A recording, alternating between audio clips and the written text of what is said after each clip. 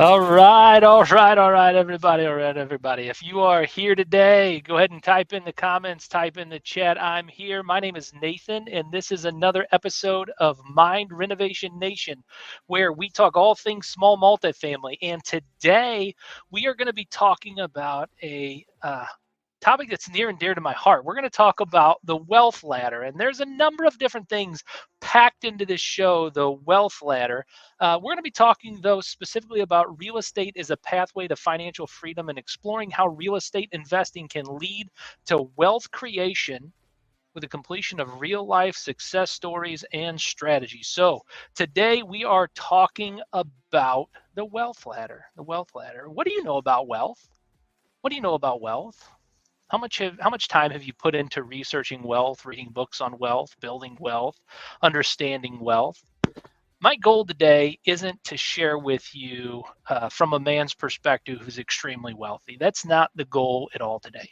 The goal today is to talk about the ladder I'm climbing, the ladder you're climbing, the ladder we're on together. And so I would like to start off today talking about this concept of the wealth ladder. How many of you know anything about wealth? How many?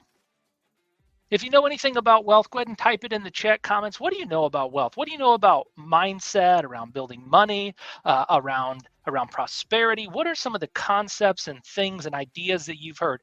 If you've heard anything about wealth, go ahead and type that in the chat right now. Say, I learned this about wealth, or I learned that about wealth, and let's talk about it, because I think we got to get this concept of wealth understood if we're ever going to be successful in real estate investing. And so let's just talk about wealth for a little bit. The first thing I'd like to just bring to your attention, of course, if we're talking about wealth, I'm going to reference Star Wars, right? Like, who wouldn't reference Star Wars in talking about wealth? So Yoda has a famous line. He says, do or do not, there is no try. There is no try. And so in this concept, when we're talking about wealth and we're teaching about wealth and we're having a conversation about wealth, Yoda says, do or do not, there is no try. So if we're going to be wealthy and we're going to have any level of success in the wealth area of our life, I think it's important to understand it from the Star Wars perspective. There is no try. You're either working on it or you're not. And so you're either on the ladder or you're not. You either know where you're at on the ladder or you don't. And these things are important concepts whenever it comes to wealth creation. See, the cool thing about the United States of America is that you can start off at minimum wage, whatever minimum wage is now, $9, $12 an hour, whatever it is. And then you can say to yourself, is it possible to double my income? In fact, that's what we'll pull up here on the slides. Is it possible to double my income? Is it possible to double my savings? Is it possible to double your investments from where you're at right now? Well, I know what you're thinking too. 2 times 0 is still 0. So if you don't have any investments yet, that's okay. Because I said double your savings, double your income, and then double your investments. The cool thing about the United States of America is that you start off on this ladder. In this ladder, I asked you the question, is it possible to double your income? Can you go from, let's say, $12 an hour, let's just round down, from $10 an hour to $20 an hour in the United States? Is this possible? Well, I think that if you ask yourself that question from a generic perspective, you could say, yes, it's easy to go from minimum wage to $20 an hour. How do you go from minimum wage, $10 to $20 an hour? Well, you could wait for them to simply raise minimum wage. The challenge with waiting for them to raise minimum wage is that it relies on the government. It relies on somebody else to have an external factor to influence your life to move your income from $10 to $20 an hour. You can say, well, what's another way I could go, Nathan? What's another way I could go from $10 an hour to $20 an hour, increasing yet my income? Maybe you could get some additional education. You could, go to school or college and You know, I once heard that if you whistle while you take out the trash at McDonald's, they'll pay you $20 an hour. Like, this isn't a hard concept to go from $10 to $20 an hour in the United States. Then now it starts to get challenging when you think, okay, well, I got to go from $20 an hour to $40 an hour. And so this concept of doubling your income becomes a little bit more challenging, and we have to be in the right thought process and right mind space. How do you go from $20 to $40 an hour? Well, that might require some specialization. Maybe you need to get a licensing in something. Maybe you need to pick up some new skills in order to go from $20 to $40 an hour. But this concept of doubling your income it shouldn't be too foreign to you, unless I say double your income from $40 an hour to $80 an hour. Now, some of you that are out there are already making $80 an hour, and that's totally okay, and it's totally understandable. I just want to get your mindset today around these concepts. The concept of doubling your savings, doubling your income, and doubling your investments. And what I want to talk to you today from is some practical, real life, real world application, because I have done some of these things in my life and my career, and you probably have too. But what we'd like to do today is to put a framework around this, put a framework around doubling your savings, doubling your investments, doubling your income. Is this stuff all possible? Of course it is. Of course it is. And so we want to talk about this today. We want to talk about this ladder. Each ladder of the rung is a doubling. It's a doubling. It's where you're at to the next rung, where you're at to the next rung, where you're at to the next rung. This doubling of your savings, doubling of your income, doubling of your investments. Yes, this is possible. Okay. I get it. I get it. This isn't realistic for you to double your savings, to double your income, to double your investments. And so I understand. And I'm going to tell you right now that you need to gain some small victories if this concept is challenging for you. You need to gain some small momentum.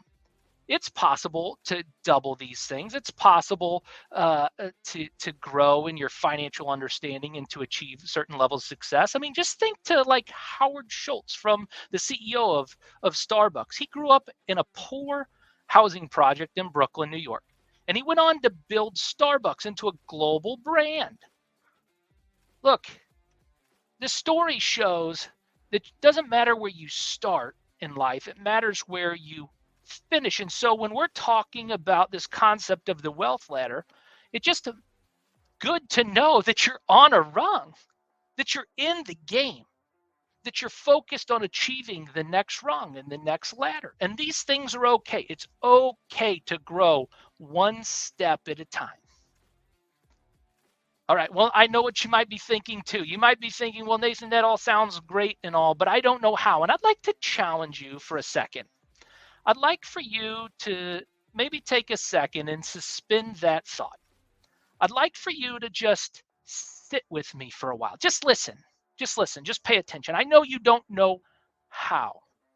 And so not knowing how is not a reason to not want to achieve the doubling of your savings, your income, and your investments.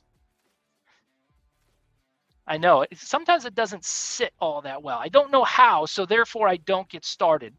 Let me explain it to you like this. I heard a wise mentor of mine once explain this to me, and maybe this will be helpful for you. Take some time to explain this. I want you to take a second. Look, this isn't going to do any well if you don't actually do the exercise with me. So do the exercise. If you're watching on replay, Mind Renovation Nation, do the exercise right now. I want you to close your eyes. Just listen to my words and think of your refrigerator. Now, of course, you can see your refrigerator in your mind. You know what it looks like. You know the shape of your refrigerator. You know if it's a side-by-side. You know if it's got a drawer on the bottom. You know this about your refrigerator. You know it.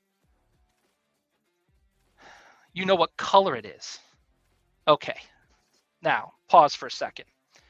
You know what your refrigerator looks like, and you're comfortable with what your refrigerator looks like because these are neural pathways that have already been formed inside of your brain. Now, what I want you to do with your eyes still closed, I want you to think about my refrigerator. Unless you've been over to my house or you've been with my family and been over and seen my refrigerator before, this might be a bit difficult for you. I mean, you can envision concepts of what refrigerators might look like, but you don't know what my refrigerator looks like. And so I would challenge you this thought. When I brought up the concept of thinking about your refrigerator, your mind was open and creative to understanding what your refrigerator looks like. But your mind wasn't open. It locked up the minute I asked you to think about my refrigerator. Why? Because you've never seen it before. And so building wealth inside your life, doubling your income, doubling your savings, and doubling your investments, this is not about knowing how to do something.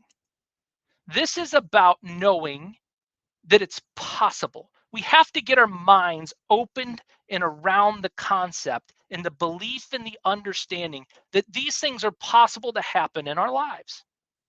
And so if your mind isn't open to these things, if you're not open on how to do some of these things, that it's possible, you'll never put yourself in the position to be able to understand it. All right. I'm going to continue on and help you kind of understand this concept from a couple of different perspectives and angles, because this is something that has served me well in my life. I have constantly focused on this process of doubling my income. And when I first started off, I started off on that income ladder around $12 an hour and doubled and doubled and doubled and continue to double my income as often as I can. And so I want you to be able to achieve the same levels of success that I have, but in order to achieve some of that success, and in order for you and me to continue to achieve together, for me to achieve greater levels of success, some of you are already more successful than I am, and so this talk is a refresher of some of the things that you've already done and learned. Okay, so Warren Buffett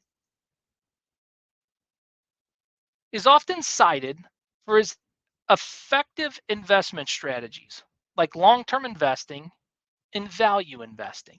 He's often cited for these things.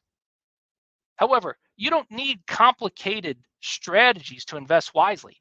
Sometimes you just need a consistent approach that yields you the best results. Just like Warren Buffett, he's got a simple strategy. Your wealth building concepts should be simple, number one. Number two, if it's difficult for you to envision things that you don't have or know yet,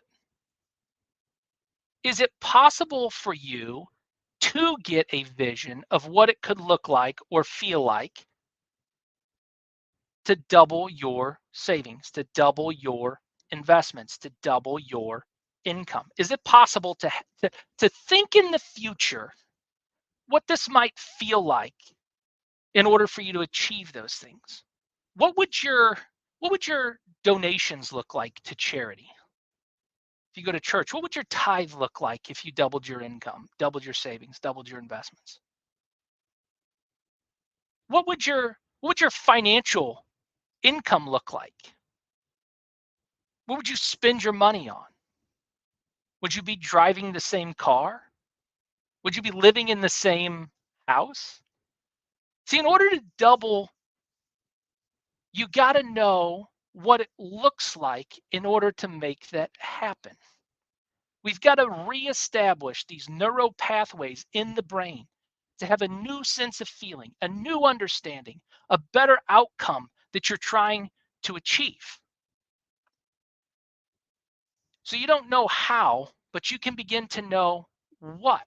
And as you take each step along the way of doubling, it's crazy how the path unreveals right in front of your eyes. Look, when you realize the financial rules you've been following are outdated, will you be open to creating new ones? Maybe some of the things that you've been taught about money in the past just aren't accurate. They're just not real. The concept of money doesn't grow on trees. Who told you that? Where did you get that information from? How about this one? A penny saved is a, Yeah, penny earned, right? Where did you get that concept of money from? Who told you that? Is the lessons that you've learned about money and the things that you've learned in your past, are those things now anchors that are holding you down from achieving the financial goals that you have for yourself, the financial dreams that you have for yourself? Or have you even taken the time to sit down and dream out the financials that you'd like to have in the future? Let's talk about this concept of the ladder. Let's talk about this concept of the ladder. I'd like to start with the top of the ladder. So many people start where you're currently at, but they don't help you paint the picture of what the future could look like for you whenever they're talking about this financial ladder and doubling. And so let me show you what the top of the ladder looks like. It looks like investing in others. It's a mission. It's a focus.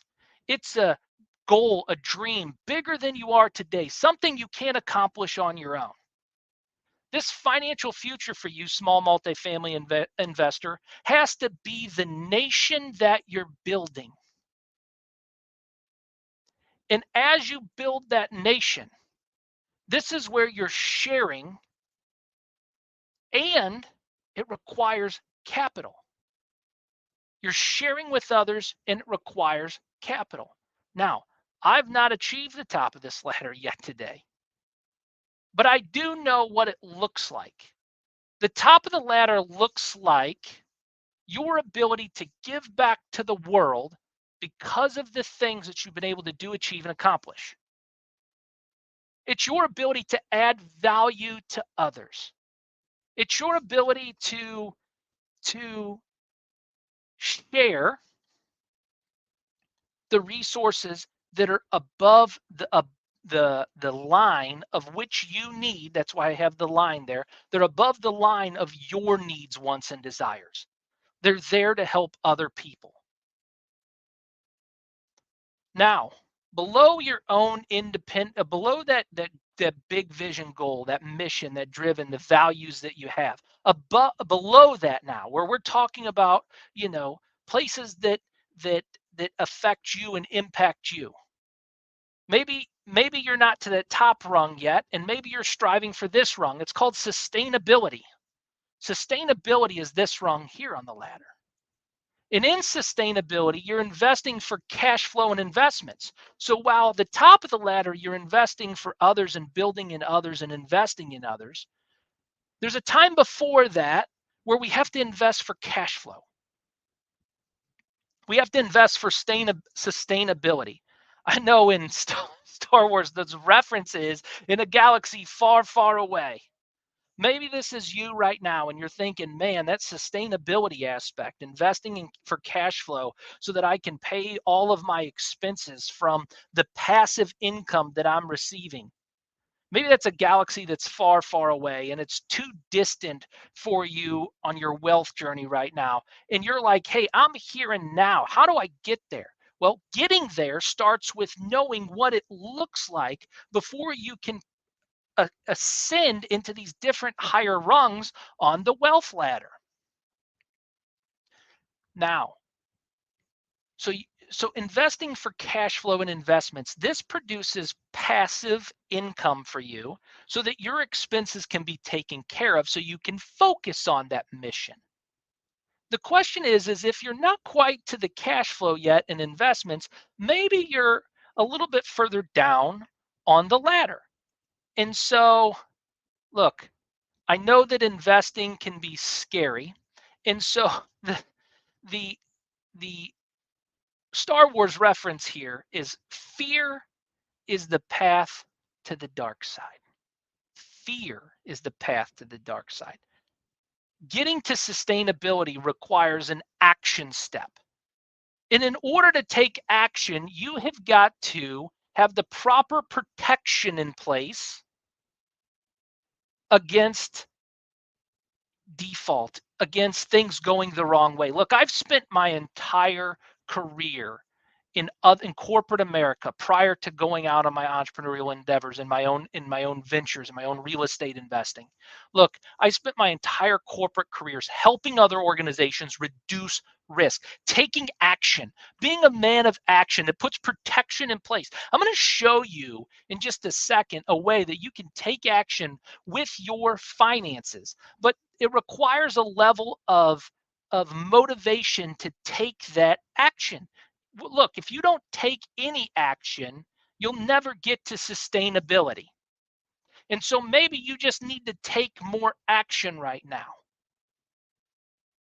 But if you're not even thinking about taking action in your finances and you're kind of just watching these shows passively, clicking through the shows and not doing anything about your finances right now, it may be this last thing where you need to work on to get on the financial ladder that I'm talking about. And that is your mindset. And in your mindset, this is an understanding of how you're investing in your expenses and the budget.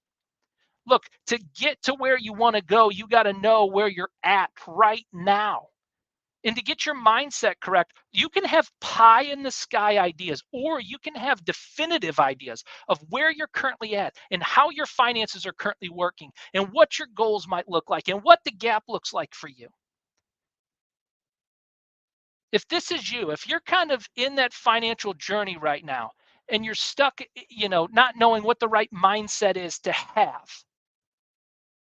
I don't need to teach you all about how to have a good mindset. I need to teach you how to know and identify where you're currently at to start the very first step in taking action. And the very first step in taking action is this. It's called your family budget. Your family budget. I have a family budget and worksheet on my website. If you go to nathanbushmba.com/store-1, that's nathanbushmba.com/store-1, there is on there a family budget.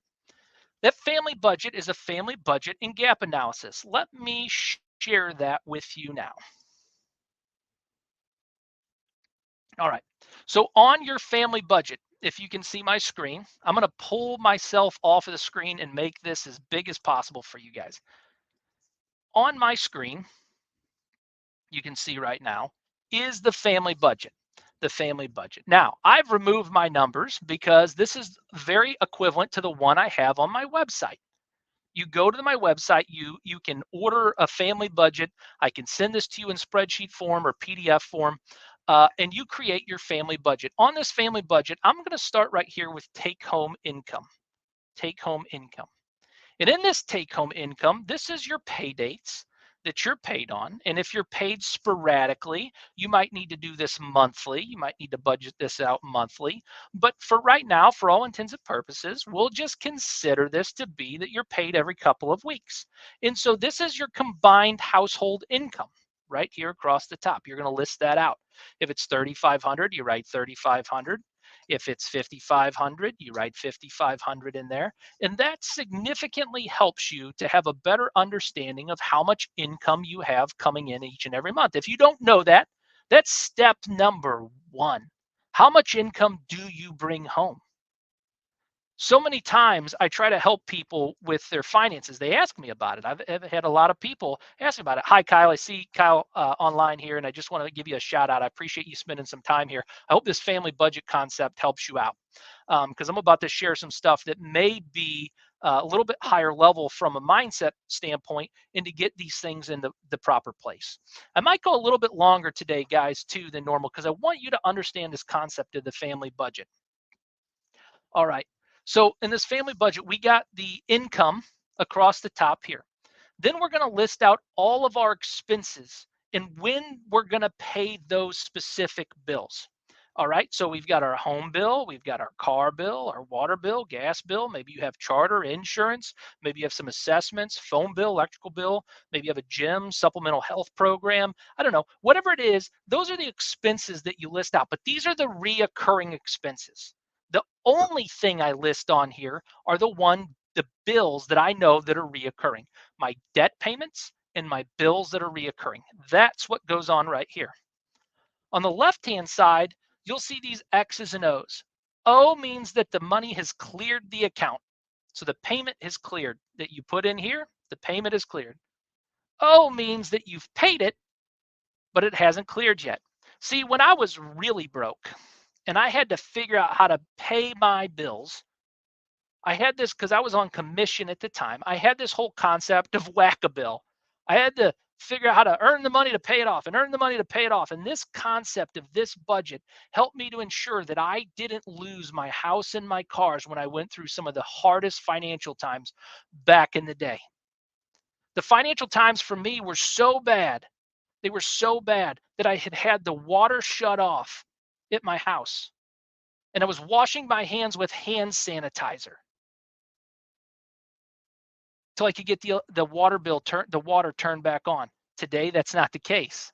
Today, I have a beautiful house with a pool in Lake St. Louis, Missouri. It's a wonderful place and an amazing home, and it's a dream home that I never even expected in my lifetime when I first started out on this journey I could ever achieve. But it started with this budget. I needed to know what my expenses were and my income. Now, down here at the bottom, you have your total fixed expenses. So let's say my home's $100 and let's say my car's $200 and the rest of the expenses will play out. Okay, so here's your total fixed expenses. That means that your cash flow from the money that you make is about $5,200. The rest of the money that you have hasn't been accounted for yet. This is the difference. This is the magic of this budget. I give myself every 2 weeks a to live off of budget. That means that this is the amount of money, whether I go out to eat, whether I'm going to buy a book or a CD, whether I'm going to put gas in my gas tank. These are not reoccurring expenses in this budget. This is my to live off of money. Can I buy that present this week? Can I go on that vacation or that trip? Can I afford to do some of the things that I want to do? I don't know. What's the to live off of budget? The to live off of budget is imperative. And so let's say that to live off of budget is $1,500 each and every 2 weeks. That leaves me with my total savings amount. What do I do with this total savings amount? Well, the way that it works is the money comes into the account, then it immediately 100% of it gets transferred into my savings account. Money comes in, 100% gets transferred to my savings account. I know how much money I need to transfer into bills, into to live off of, to that checking account, based upon the fixed expenses and total month to live off of. That means that what I know is going to be in my savings account is $3,700 if my take home's $5,500 under these bills and expenses. Fill out your own bills and expenses when you go on to www.nathanbushmba.com/store-1, and you will be able to get this budget for yourself. Okay? So that tells me I have $3,700 in my savings account. Then I go over here on the far right-hand side of this budget. On the far right-hand side of this budget, I have a goal and a current. Where are we at in our savings and what's the goal? On this budget, I have an established emergency fund to make sure I can cover 6 months worth of my expenses before I start investing in anything. All right, so how does this work? Each time I move the thermometer based upon how much money's in my savings account. I need the visual representation. You need the visual representation of where your money's at. Don't shortchange the process of the thermometer. It helps with goal setting. Think about nonprofits who raise money. I got an undergraduate degree from Lindenwood University in nonprofit management. Nonprofits, when they raise money, maybe it's the PTO or the local Red Cross, or maybe it's a fraternal or sorority organization that you have been a part of. When they go to raise money, do they not put it on a visual scoreboard on a thermometer so that you can see how much money's been raised or collected or earned so far? This goal is extremely important to doubling your savings. Look, you can double your savings multiple times, guys. Continue to go up and up and up in your savings goals. So let's say your savings goal is to save or to get to $1 million in cash. If that's the case, where are you currently at? And this will tell you how much you have left over. And so that's what we're doing from a budget standpoint. We have our income, we have our fixed expenses, and then our to live off of budget. And that tells me the remainder of that goes into my savings account. Do you guys do this? I know you might budget, but do you budget this way? I don't know, good question. Now, some other parts of my financial plan that I have to pull together and I have to have a good understanding of. I need to have a good understanding of protection. Remember, protection allows me to take action.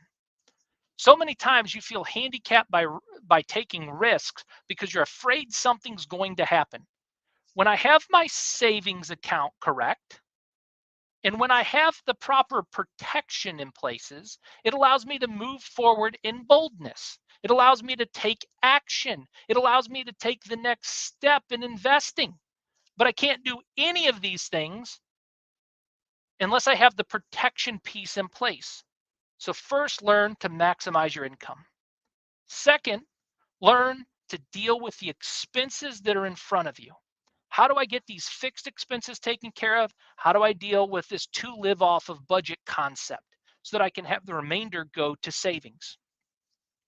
All right, then how do I get the proper protection pieces in place to ensure that my life is buttoned up in case something happens? At least we know we need these protection pieces in place. All right. The next piece of this budget I'd like to call your attention to is this section right here called balance of liabilities. What I want you to do is to list out all of your debt, the name of the company that you owe, the total debt, the minimum payment, the actual payment that you're making on that, and the interest rate. And I want to make sure that you're paying off the highest interest rate stuff first. It's critical that you understand how debt works so that you can understand how return works. And not in every situation, you'll hear me say this, not every situation is an imperative that you pay off debt. If you can earn more money with the money that you're making off of interest than the interest it's costing you on debt, unless that debt is hamstringing you, might it be wise to not pay that debt off in full and use other people's money to grow your wealth? I talked about it in another video. We talked about spenders, savers, and wealth creators. Well, if you're going to create wealth, you have to understand this financial plan and how it has an impact on your finances. So you list out all of your liabilities and you have a good understanding of how much money's owed, what the interest rates are, what your minimum payments are, and what your actual payments are. Do you know how many people in the world will take the actual time to sit down and do this entire budgeting process and financial budgeting so that they can double their income and double their savings and double their investments? All right. Then what are we going to do? If we do get to the point where we start buying investments, we need to make sure that we have those documented as well. I need to know the name of the company I invested in, the number of shares I paid if I'm buying stocks, the price I paid per share, and the daily price that I'm running, and the dividends that I receive off of that. That helps me manage my financial plan. If I own real estate, I need to know the address, the current value, the cash I put down, the price I paid, and the monthly income that I receive off of that. Where do you think that these incomes and dividends and monthly income from businesses go? That's right back into your income bucket. So you have to learn how to utilize finances to work for you versus working so hard at your finances. And it starts with organization and understanding. And I work with a lot of people around this family budget concept of understanding the to live off of budget. Lots of people have been able to take action on this exact budget and create a financial plan for themselves that helps them double their income, double their savings, and double their investments. All right. So I hope that was helpful for you. Now, maybe you're thinking, I don't have the time. I get it. Maybe you don't have the time. Maybe you don't have the time to sit down and do all of this budgeting process. I, I, I totally understand. I don't have the time either. In fact, other than not having the time, is there any other reason why you wouldn't take action on this budgeting process? If it was only time is the issue and you had the time, would you take action and do it? Then I have to ask you again, is it maybe worth setting aside, doing it right now? Make time to get the budget defined so you can set the goals and set the attention so that you know what it's going to look like, and maybe start the process of the gap analysis that's also included with this scorecard to help you achieve where you want to achieve financially in your life. What if the most powerful financial strategy wasn't about numbers, but about shifting your mindset about how you deal with money? Maybe it's just the organization of this stuff that allows it to double once, twice, or three, four times, 5, 10 times in your life. Look, I know there's a whole segment of you that are a little bit scared that maybe this will be lonely and that you'll lose your friends because you actually start to do well.